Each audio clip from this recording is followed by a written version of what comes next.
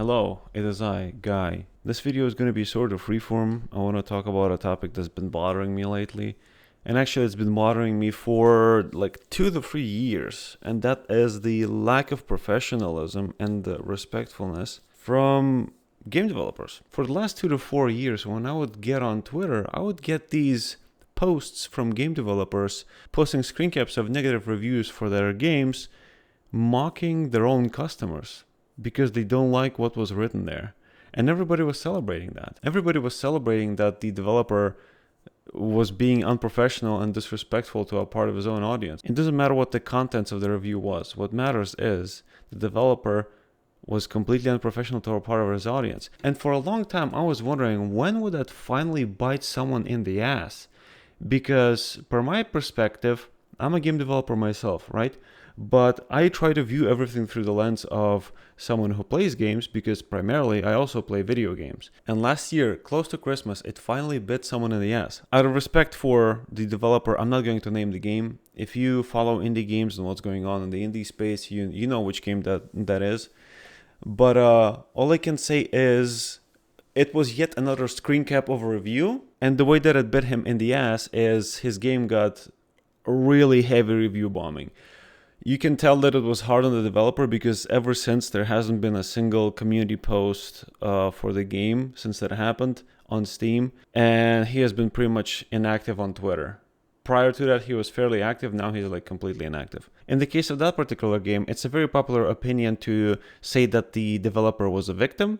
But the reality is that had he not posted those screen caps of the negative reviews, none of it would have happened. I'm not going to go into the ethics and morals of who was right and wrong in that situation. I have a very strong opinion on that situation, which is unfortunately unpopular, because these days somehow it's okay for game developers to act like entitled brats on social media, and everybody's just sucking them off for it. I have no idea why. And then later in January of 2025, something happened again, this time not related to a game developer, but related to the game space. I'm also not going to name drop what exactly I'm talking about because I have no interest in discussing the ethics and moralities of it. But basically, it was yet another case of game developers acting like complete fucking morons. Namely, like entitled little shits. And you might be thinking to yourself, wow, dude, you're getting agitated. Yeah, I am. It's because when people give you money for your product, they become your customers. So if you're a good service provider, if you're a good goods provider, when somebody tells you of a flaw about your product, you fucking get thicker skin and you take care of that issue. You don't blow a fucking gasket and complain online and humiliate and berate your own customer base. Are you fucking stupid? Listen, the bottom line is that this trend of game developers mocking their own customers and mocking people they don't like online is fucking stupid. Nobody gives a shit that it's your personal Twitter account. Nobody gives a fuck that it's not the opinion of whatever company it is that you're working in and that it's your personal opinion. No one gives a fuck about that. If you have some kind of weird, fucked up take on any topic, that will immediately influence how people view your projects. It's that simple. When you get online, it doesn't matter who you are. It doesn't matter whether you're a CEO of a company or a software engineer. It doesn't fucking matter. Whatever weird take you have immediately reflects on how people perceive both the products that you're responsible for and the company within which you work. If you're an indie solo game developer, that immediately reflects on how people perceive your game and you as a developer. It's that simple. It seems like these days it's too much to ask for developers to not act like entitled jackasses online. I've ranted about this on Twitter, but it really does seem like places like Twitter are a fucking brain-rotting place for game developers. They get on there, they get high off all the likes they get, and they decide, oh, you know what? I'm such a big fucking deal, I'm such hot shit, I'll berate these people. I'll berate my own customers.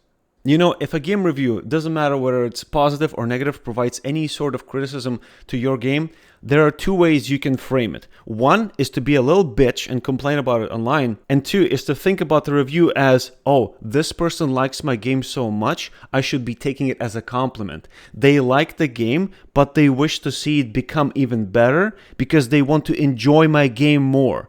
And you take the second approach and you make the game better instead of insulting your fucking audience. That would be the better solution.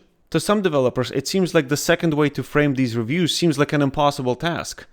The idea that your customers want a better product seems to be fucking impossible. These game developers sometimes manage to give off a vibe of, you owe me. You bought my product and now you owe me. Nobody owes you shit.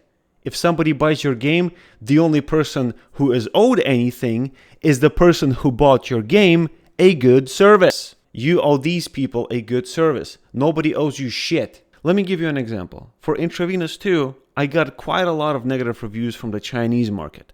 You know what kind of negative reviews they wrote? A lot of them were about certain gameplay mechanics that they didn't like, and so they left a negative review simply because they didn't like the game. Again, it's completely on them. The only thing I as a developer can do, and what I did, is I would reply to them and explain how certain gameplay mechanics work and what is expected of the player, instead of fucking flipping out at them. The second thing is, it's up to them whether they like the game or not. It's not my place to tell them, oh, you're a fucking idiot for not liking my game. If they don't like the game, that's okay. My game is not for everybody. The third thing is, some of those reviews mentioned bugs. What you have to understand, as the Chinese region, they don't have Steam discussions. So the easiest way for them to reach out to game developers is to simply to write a review. So a lot of them left negative reviews mentioning bugs or crashes that they ran into. And you know what I did? Instead of mocking them, oh, fucking Chinese people leaving negative reviews, you know what I did? I opened ChatGPT, translated their review with it, and then translated my response to them, asking for them to provide me with more information on what the bug is and how to reproduce it, as well as providing my email to them, so they can better get in touch with me. In a lot of these cases, you know what happened? They reached out to me, they gave me more information over email, and I was able to fix the bug. I did what any good game developer would do, and I treated my customers with respect. I didn't take it to Twitter to whine about a negative review that somebody left. What I did is I fixed my fucking game, and you know what those people did in return? Most of them changed their negative reviews to positive ones after that. Seems like it's an impossible task for some indie developers to treat their customers with respect these days. Thanks for watching. See you next time.